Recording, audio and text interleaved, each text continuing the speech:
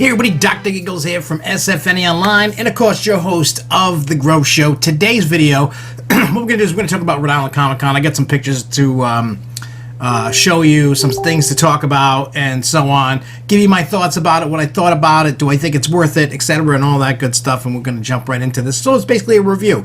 And before we do that, make sure if you're new here, you click that subscribe button as we're marching on towards 1,000 subscribers. Also, if you enjoyed the video, click the like button and leave us a comment if you went, and or if you have any questions about it, by all means let us know down below, and let's just get into this.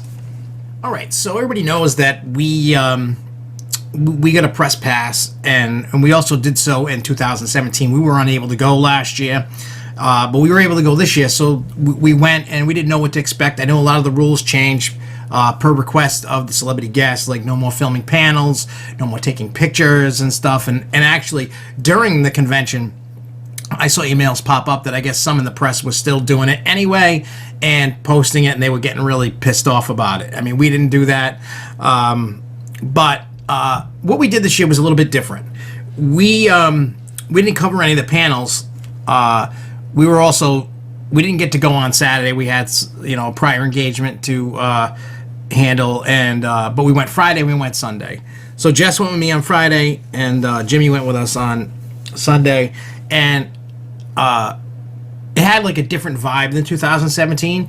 Not saying good or bad. I'm just saying it was just a different vibe. So for those that don't know what Rhode Island Comic Con is, it's just like any other Comic Con. San Diego, New York, and all the other ones out there. Boston Comic Con and all that. And so it's everything to do with pop culture. So you can have you're gonna see tons of vendors, and we picked up some cool score things that we bought. We did meet some celebrity guests, and we got some autographs and pictures that we paid for and all that stuff. And I mean, I don't know about anybody else that came with me, and I know when I talked to Jess and I talked to Jimmy, and they were like, yes, we can't wait to go back next year, so we're gonna make it a point to go back next year and see the difference year to year, because every time they have different guests. So this year they had a lot of guests. They had Chevy Chase, Beverly D'Angelo, Anthony Michael Hall, what's her name, Dana, I can't remember her last name, but they had a reunion of National Lampoon's Vacation movie, and as you could see with the pictures that they had the family truckster, they had the moose that you could take pictures with. There was all, I mean, they had William Shatner, George Takei, they had Steve Urkel. They also had Robert Brake, which was the Night King and in Game of Thrones, and he was also the Midnight Wolfman in 3 from Hell, that Rob Zombie movie, the sequel in the trilogy of House of 1,000 Corpses and Devil's Rejects and stuff. We had turned a corner. I didn't even know who he was and stuff. We had seen the movie the night before, and I was like, oh, I love the movie. And we just happened to hit a corner, and there he was, and I'm like, oh wow, that's cool. And he was reasonably priced. It was $40 for either or an autograph or a picture, or $60 for the combo.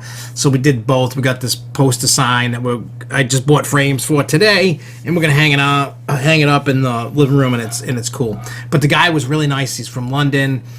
He was actually intrigued by, because I have the new iPhone 11 Pro, and he was intrigued by it, and he was like, oh, and I was showing him the phone, and we had a great conversation about movies and Game of Thrones and Rob Zombie and stuff. Great guy. I don't know the guy's name, and I feel like a dingleberry here.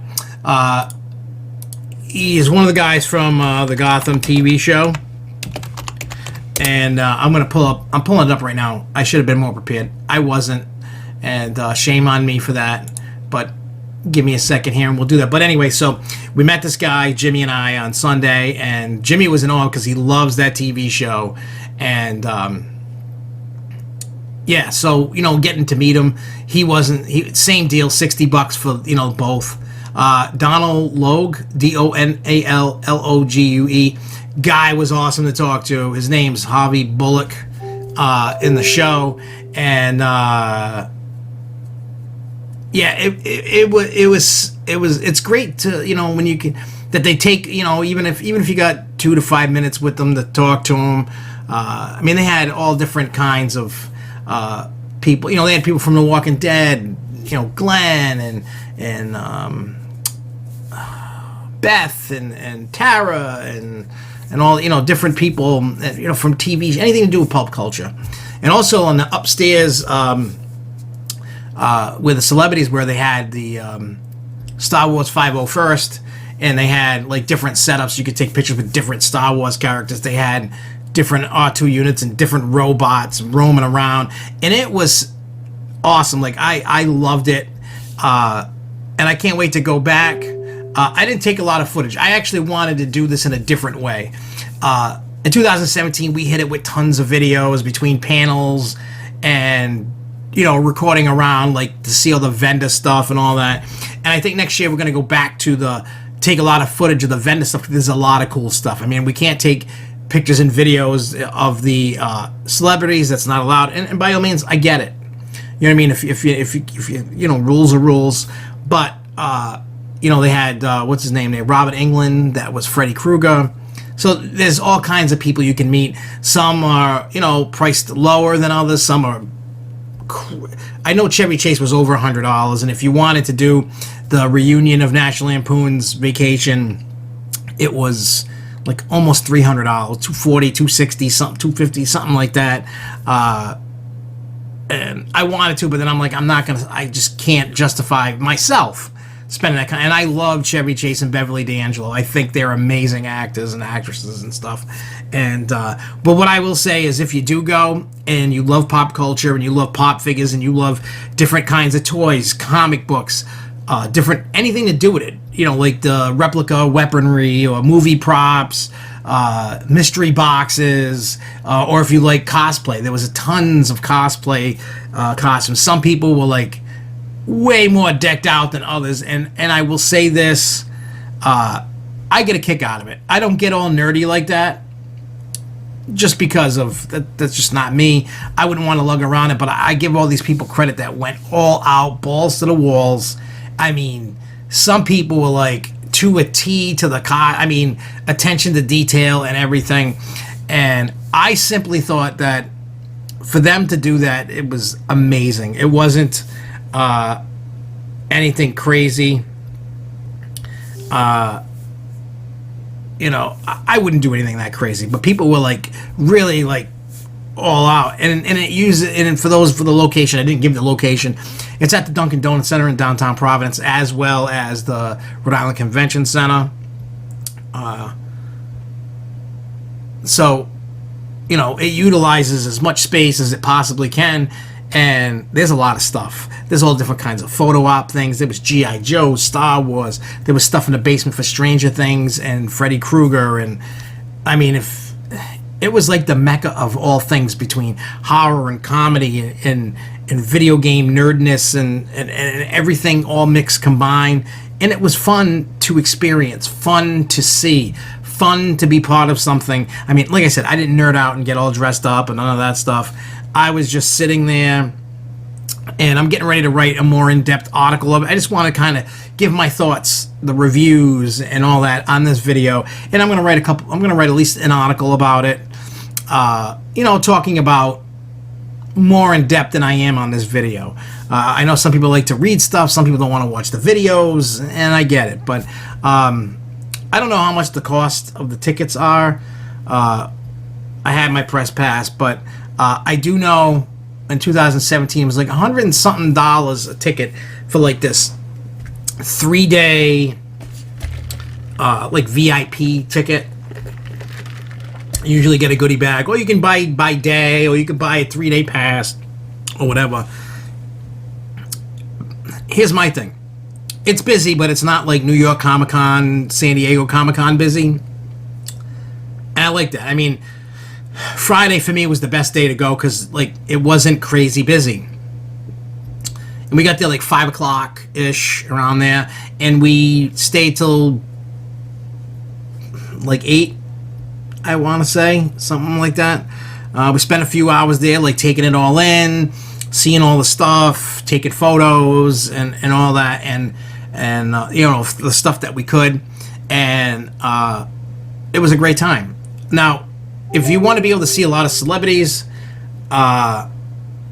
and not be like bogged down crazy like you would at a New York Comic Con, where you have no chance of seeing everybody, where you have a bit of a chance to see more people than you do.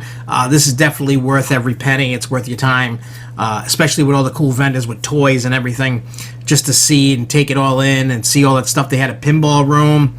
You could donate to Project Pinball. Project Pinball is an amazing charity, and I know the guy that runs it, Dan, through all the pinball stuff, and I let him use my Gremlins pinball to use so he could raise money to for the charity. And basically what they do is they do a lot of raffles, like you whatever, it could be $25, $75, $100, whatever it is, and it's like limited to like 250 entries, and you can purchase these entries, and what happens is you get a new pinball machine, and then a pinball machine goes into a children's hospital.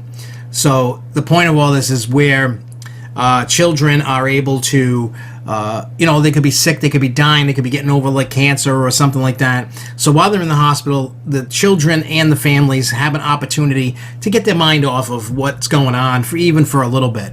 And they get to play pinball, and the kids love it. I've seen stuff. I've seen it with my own eyes about these kids. You know what I mean?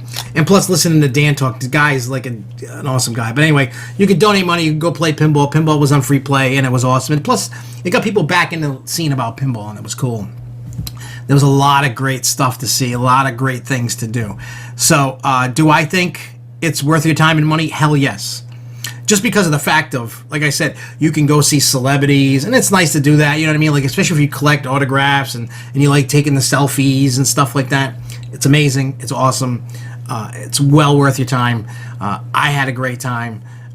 Hopefully anybody that went can, relay some of the times that they had down in the comments down below, because it was really awesome. It was like I said, it was just this different vibe compared. Like, it was like a crazy, like, animal vibe in 2017, and this year it wasn't this crazy animal vibe. It was a more pleasant vibe. It was crazy busy, but it wasn't like people trying to kill each other. It was just weird. It was just like so many, way more people than there were this year, but the people that were there, they weren't like pushing you out of the way. They weren't rude like they were in 2017. So it was just a different feel. It was definitely nice. So next year, hopefully they allow us to go again on the press pass, and we'll go and we'll cover all the same stuff again, and we'll just do it different, because I don't want to do the same thing every time. So I want to, this time I did what I did. Next time it's going to be a little bit different than the last two times, and we're just going to do things.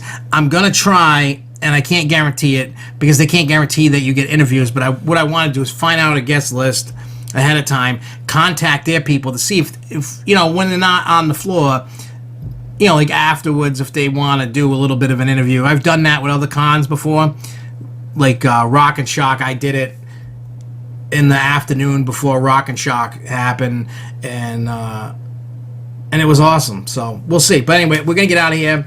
Hopefully you enjoyed all the pictures and all the talking and all that good stuff in this. And look out for the news article that's going to be on SFNEOnline.org. Also, don't forget to follow us on Facebook at SFNEOnline, Twitter, SFNEOnline, Instagram, SFNE_online. Make sure you hit those. We'll put those at the end so you can see them. But thanks again. I'll see you guys soon, and keep on coasting, y'all. Peace.